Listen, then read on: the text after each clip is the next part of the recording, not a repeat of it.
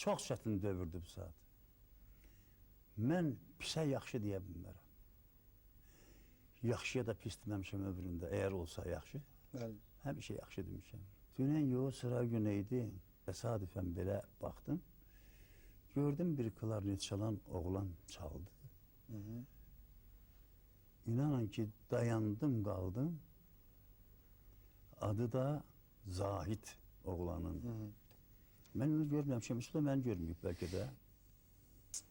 Dayandım, qurudum, qaldım. Mən musiqidən neçə illərdir belə zövq almırdım.